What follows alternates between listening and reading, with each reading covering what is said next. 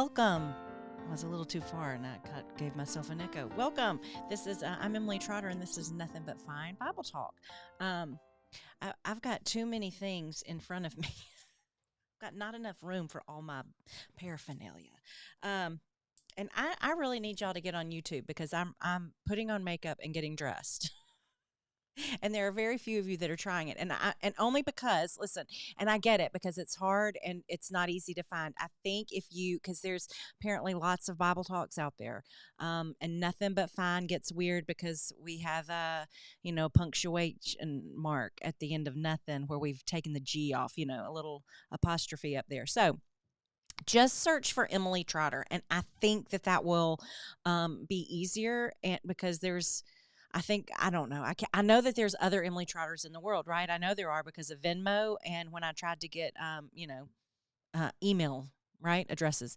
So I know there's others out there, which is bizarre to me. But I think I might be the only one doing a Bible study on YouTube. So if not, just go through. If there's lots of us, I don't think there are. I searched, and that's how I found myself, was through myself by doing Emily Trotter and not nothingbutfine.com. I mean, Nothing But Fine Bible Talk. You can always go to the website and check things. I don't know if there's a link there or not. That's how really, that's how great of a businesswoman I am. I should check these things before I say them out loud, right? Also, but yeah, go to the website. And while you're there, go ahead and sign up for the newsletter. It's delightful. It's only once a month, sometimes two. I don't try to sell you things. I just tell you about what I've been up to in that particular minute of the day. And I tell you things that I love and give you and there are links, but not. I don't get any credit for them yet. I don't get any credit for it. I'm just sharing with you what things that I love and books that I'm reading or audibles that I'm listening to, right? I just wanted to mention that yet again. I think I've mentioned it 1,000 times. But, okay, here we go. We're going to continue on with our study of looking into women in the Bible because I feel like, gosh, we just need some. We just need to know what we're about and what we were created to do. And we need to hear about some good ones that were unexpected and ended up doing great things, right? And they're throughout the Bible. There are so many. I mean, as I'm, working on things, I keep thinking, ooh, what about her? And oh, what about her? And all that kind of stuff. So I don't know. I came up with 6. I don't know. I have no idea. Because this one today we're going to be in the book of Ruth. It's a great little story. It's right after Judges in the Old Testament, right before First Samuel. Okay, so it's believed that the book of Ruth happened during the time of the Judges. Okay, so they don't know which judge it was. Okay, and where in that period, but sometime in the book of Judges, this story of Ruth was happening, and even though when I was looking through it. There's 2 primary characters. Well, 3, I guess. 2 women and a man. And, well, let me just tell you the story. And then you'll see why I was like, there's 2 great women in here, okay? So the book of Ruth is about a family, a Jewish family. They were Israelites, and they were from Bethlehem. So they lived in Bethlehem. And there was a famine, and this guy... Elimelech, let me see. Let me make sure I'm saying it right, okay? Yeah, Elimelech, okay, took his wife and his 2 children, his 2 sons. They left and went across the Jordan to the land of Moab. Now, I've said Moab to you before in probably several other studies. But here's the thing. The Moabites were descendants of Lot. And it was Lot and one of his daughters. Oh, my gosh. And so what had happened was, when Lot and his family left Sodom and Gomorrah before God destroyed it, as they were running, the girls, he had 2 daughters, and their betrothed, their husbands wouldn't come with them. They said, y'all are nuts. God's not going to do anything to this place.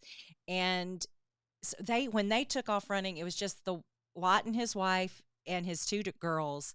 And as we all know, Lot's wife stopped, she paused, she looked back and turned into a pillar of salt. Okay? She didn't do what she was supposed to do. God said, go and don't look back. Don't have any, don't be going, oh, but I don't want to leave. Yeah, no. She stopped and looked back and turned into a pillar of salt. So we've got Lot and his two girls. Well, and the girls they're up hiding in the mountains or in a cave somewhere, and they're like, what are we going to do? Now we don't have any husbands. And I guess they thought that all of creation was gone. I don't know. But they decided that they were going to sleep with their daddy. Awful, right? Awful. And they get him drunk and they do it not just once, but twice. And apparently Lot had no idea. Okay. So, but one of the daughters, the tribe became the Moabites. Okay. And they were a thorn in the side of Israel forever, because of the way that they were conceived. Okay. Because that is not what God wanted them to do. So they go into the land of Moabites. And remember, when God had led the Israelites into the promised land, he had said, don't need to intermarry any of these other people that you're going in to drive out. You don't need to pick up their customs. Look, because they had all these different gods, and God knew that was just, see, we talked about this last week with Deborah. I've talked about it so many times because it's just, well, first of all, it's just fascinating to me. And it's always kind of a duh moment that God says, don't get involved with these people because you're going to get distracted and you're going to get led astray.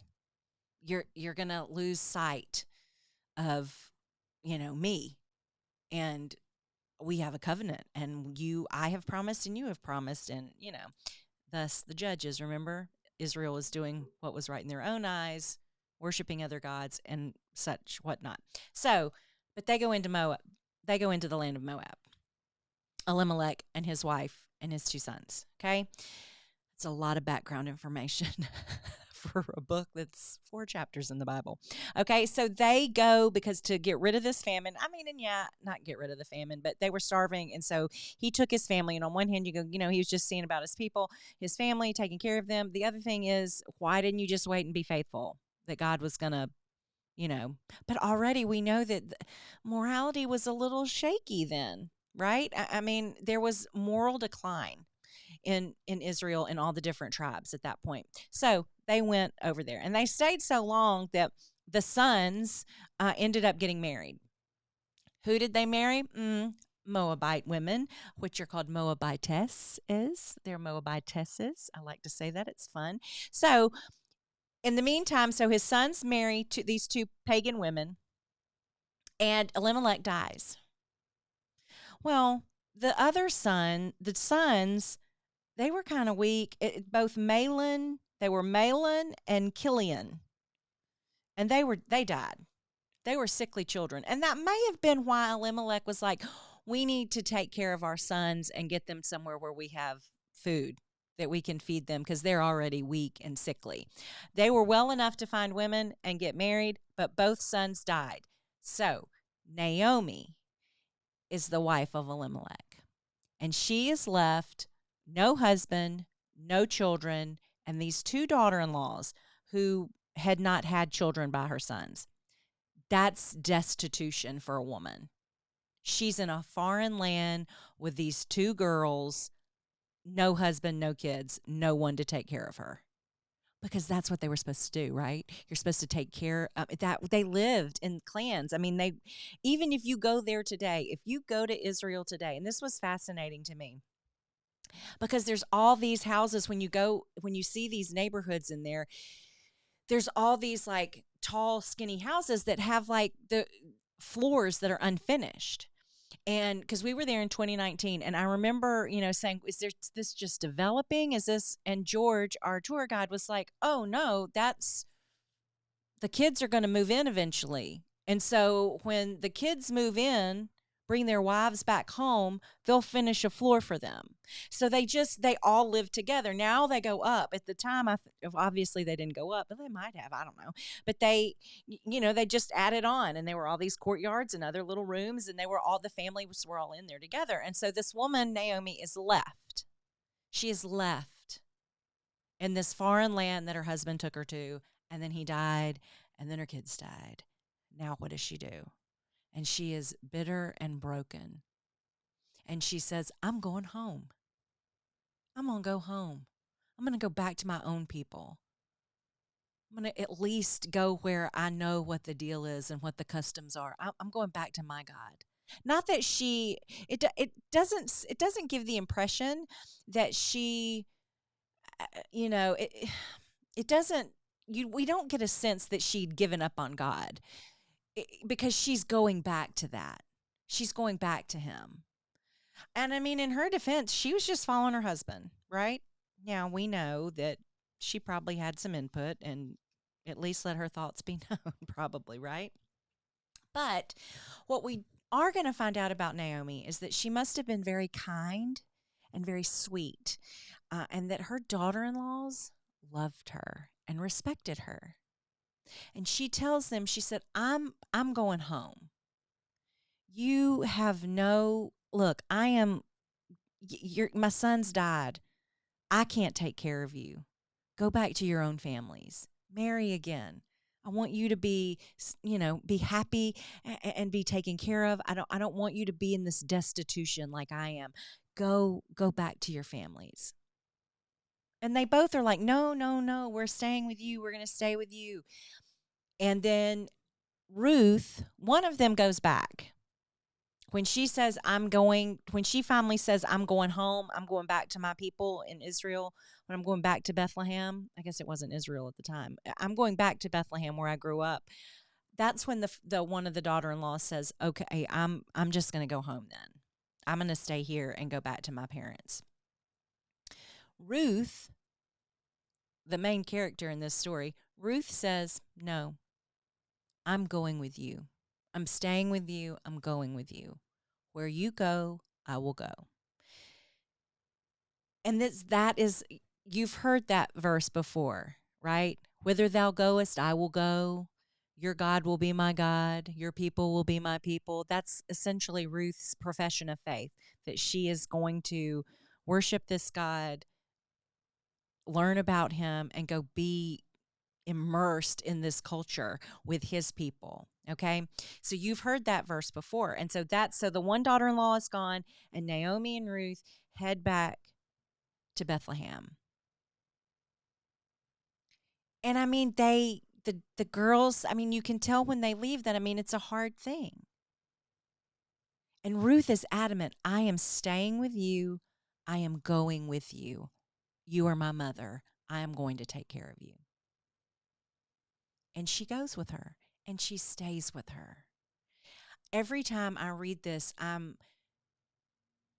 think, I mean, it's hard not to, because these are the two people that you're with in the first, chapter.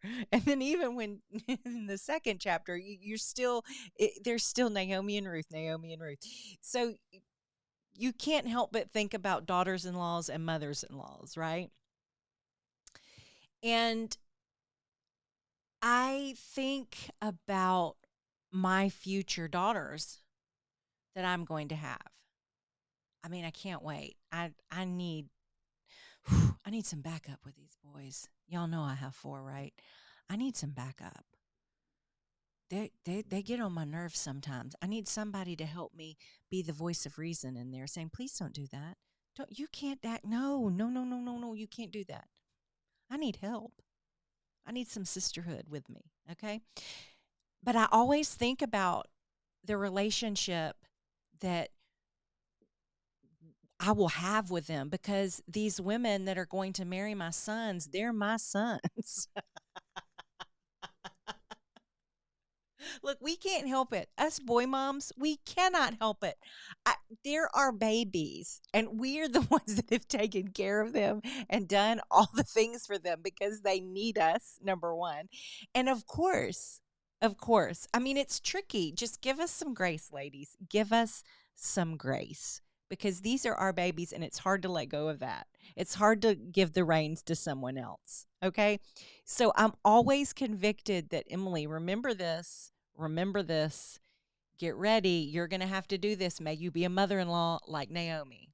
May you be kind and loving and be so good to them that they don't want to leave you, that they want to stay and take care of you. They want to come for Christmas. You gotta be that kind of mother-in-law. Okay. So there's that.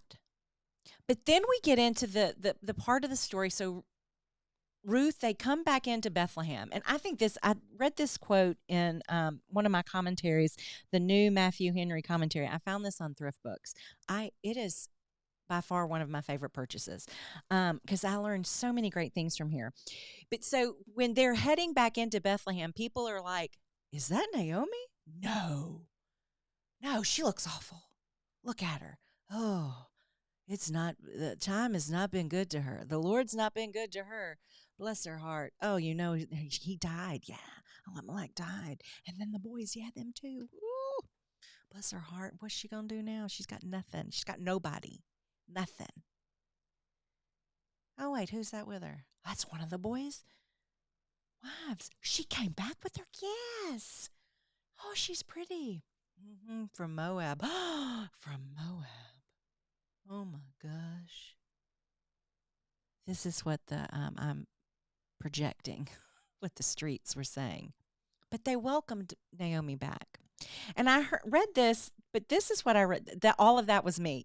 That was not in the Matthew Henry commentary. So it says here, she acknowledges the all-powerful hand of God in her suffering. Naomi comes back and she said, yeah, I'm bitter. And don't even call me Naomi anymore. My name now is Mara, which means bitter. I'm everything good in my life has gone. All of my favorite things, my husband, my sons. I have none of that. And she acknowledges it. And this is Matthew Henry's point. She acknowledges the all-powerful hand of God in her suffering. And it is the Lord who brought me home again empty. Okay? It is the Almighty who has brought trouble on me. She acknowledges that, okay? I mean, and maybe part of it was, look, we left. We were in the land of the Moabites. They died. I get why. I mean, I got the short end of the stick on this. But she acknowledges that God has allowed it to happen and that he was the cause of it, maybe. But he was. He has brought me home again empty, but he brought her back. He brought her back. This is what Matthew Henry says. We can learn from this that nothing is more likely to lead to the assurance of a gracious soul in suffering or trouble than consider the hand of God in it. The one who empties us of the creation knows how to fill us with himself. Wow. I love that. The one who empties us, perhaps he empties us so we can be full of him. Perhaps he empties us from things so we have no other choice but to have that room for him, because if we're left on our own to make room for God in our life, we're not good at that. Some people are better than others, obviously, but perhaps when we're emptied, it's him drawing us. And Naomi is going right into that. She's leaning in to that. And I mean, Ruth, for her part, she's not had a great start off to her. I mean, her husband died. She has no kids. She felt, committed to this woman. She said, no, you're my mother. I'm going with you. Don't you know that she had to have felt, I can't leave this old lady to go. I mean, I don't know how. I mean, I assume, because they married early. I mean, they married pretty early. So, I mean, Ruth could have only been like a teenager, 16, 15, 16, 17. Naomi's considered old, I assume, right? And she's probably not that old. Maybe in her 40s. We don't know how old her sons were. They could have been older and got younger wives, like they always do. No, not Jim. No, they don't always get younger wives. I shouldn't say that. But anyway, so they get in there, and the book of Ruth is also a picture of a lot of things that are good that come from Christ. Okay, because in this culture, in the Israelite culture, there was something called the kinsman redeemer. And if you could find the closest relative, that person can say, okay, I will take you as my own, and I will provide for you and take care of you. I will pay off your debts. I will bring you in. Okay. And so Naomi knows this. And she's like, if I can find the closest next of kin, we can have our kinsman redeemer, and then I will be seen about. And then perhaps we can get Ruth. Ruth can marry again. And honestly, also in their culture, it fell on that because it's the man. They're not looking for the female. Maybe he can take Ruth as his wife because that will be his duty to provide a son for my son's name to carry on. Okay? So, but Naomi is like, what they have to do is Ruth says, I'm going to go out and I'm going to glean in the fields. And so this is what happens. At the time, and this was harvest time, they came at the perfect time back into Bethlehem because it's harvest time. And what would happen, all these, the landowners and their servants who are out there gleaning in the fields and picking everything up, they were to leave the scraps behind so that the needy could come along behind and pick up grain and have food to eat. And so Ruth ends up in this field, and she's gleaning and she's very respectful. She doesn't get in the way. She looks very respectful and she stands out a bit is what I'm thinking, because the head of the group of the servants goes to the landowner, and his name is Boaz. And he goes to Boaz and he said, there's this woman back here who, and Boaz sees her and he's like, listen, just leave her some out. Leave her some out back there. Okay. Take care of her. And they go so far as they invite her in to eat lunch with them when they have their meal. They give her fresh water. She is allowed to go. And finally, when he goes to her and he says, listen, you don't wait for them. Just go ahead and glean in the fields. And she goes back and she tells Naomi, and Naomi's like, what happened? Who was it? Who was his name? What's this man's name? Well, they figure out that Boaz is, in fact, related to Naomi's husband. And he, in fact, could be the kinsman redeemer.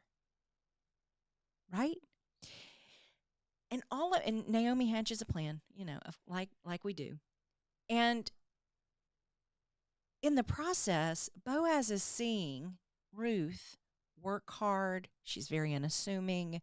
She is respectful. She takes only what she can glean. She's not taking more than she needs. She's not trying to sneak in other bits. She's taking it. And she's taking it back to her mother-in-law, because by now, Bethlehem, they all know what the story is. Okay? They know what's going on. They know who she is and who she belongs to. Okay? I assume. So Naomi says, here's what you do. You need to go in, and I don't understand this, and lay at the foot of his bed. And that's what Ruth does. And apparently this was okay at the time because it didn't cause any stir like, what in the world? She was in his room. What? Didn't cause any stir like that. And Boaz wakes up, what are you doing here? Why are you in my room? And she says, would you marry me?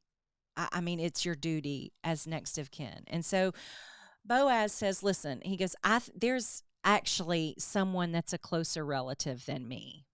Let me meet with him and make sure, because I want to do this right. But he essentially agrees, okay, I'll marry you. Just let me see about it first. Because there was some land that would belong to Elimelech and his descendants. So Ruth goes back and tells Naomi. Naomi is, oh my gosh, this is going to work out so great. This is going to be so good.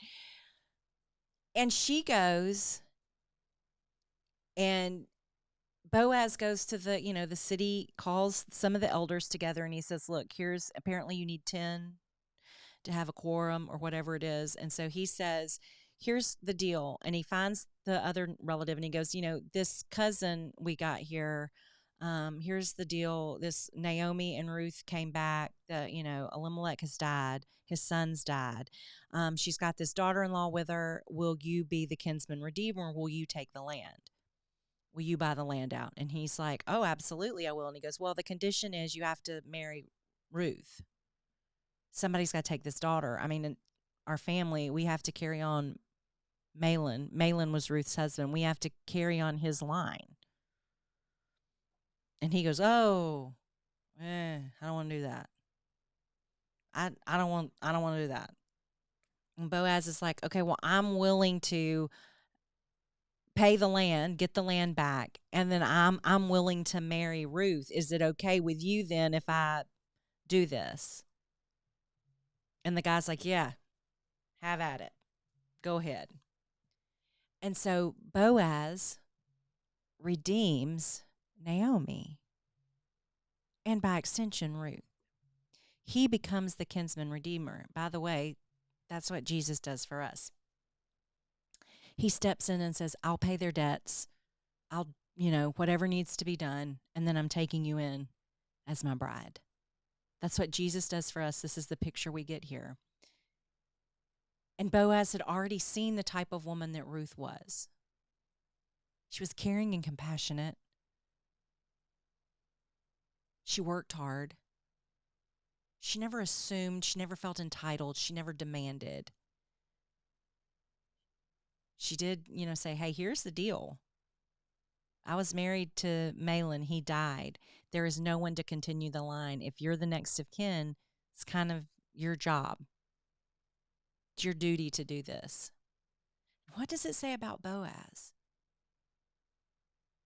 Here's another cool thing and another cool woman that I almost decided I was going to talk about, but I thought I could talk about her here. Listen, Boaz's mother was a woman named Rahab. And who was Rahab? Oh, well, she kind of ran a brothel. She was either a prostitute or the madam in the town of Jericho. And when the Israelites were coming into the promised land, Jericho's the one that they marched around 7 times or 7 days, whatever it was, with the ram's horn. And when they blew the horn, the walls came tumbling down. When the spies went in, Rahab is the one who helped them.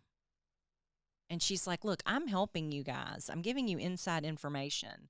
What are you going to do? And they were like, hang a red, and I love this visual, hang a red cord out, because her brothel, her place of business was in the wall. And they said, hang a red rope, that red rope, hang it out of this window, and we will leave you alone.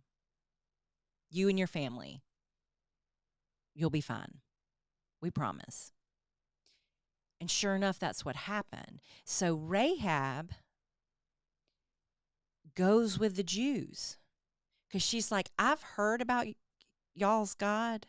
I mean, it's gotten out what y'all have done, what you've been through. I mean, I've heard the stories. And she believed in who he was enough to want to help. And then she marries into, becomes Jewish. She adopts it. She's a convert. And she was Boaz's mother. The beauty of Rahab, who is an outsider, raising a son who was sensitive to that. Ruth being a Moabitess, Boaz knew, because of who his mother was and what her background was. He knew about that. He was a stand-up guy. And he had watched Ruth and knew that she was a different kind of woman. she was respectful and that she would be a credit to him. And who does Ruth? Ruth gives birth to a son named Obed. And Obed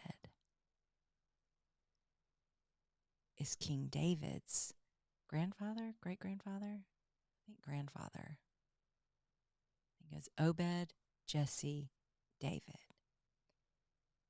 And then who's further on down that genealogy? Jesus. Do you see how precious just the genealogy is of Jesus? Just right here in this one story, there's two women who are outsiders. I mean, Rahab ran a brothel.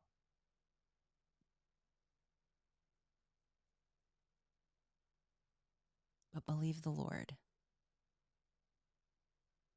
Ruth, her family was a thorn in the sides of Israel. Probably still to this day. I don't know if the Moabites still exist, but if they do, they're causing problems for Israel, the Israelites. I don't know, maybe. That all gets a little murky, right? But the kind of women they were,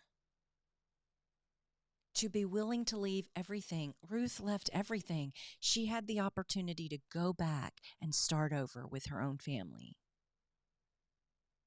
And she chose to be filled. She was full of honor. Her honor said, no, I made this commitment. I am going with you. I'm not leaving you. I'm not abandoning you. Wherever you go, I'm going. Your people are going to be my people. Your God's going to be my God. I'm changing it all. I'm doing it. I'm going with you. And the way that she was blessed, the way that Naomi was blessed.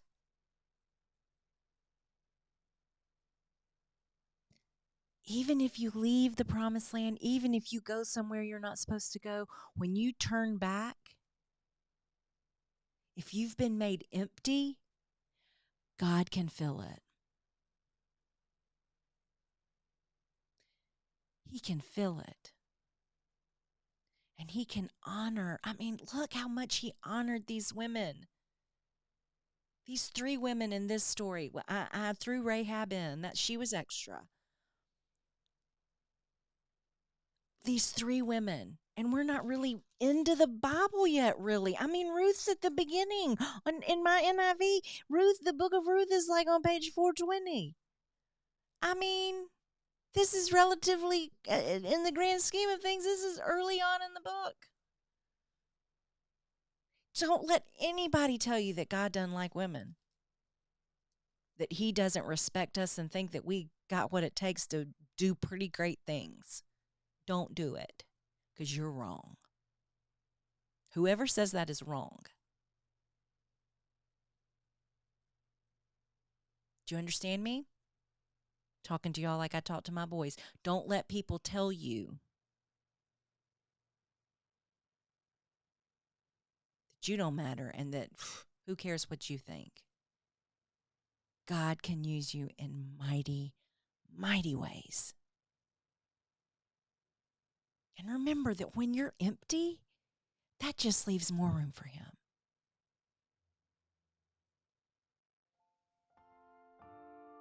May that be so for you. And remember, why does he do that? Because Jesus loves you.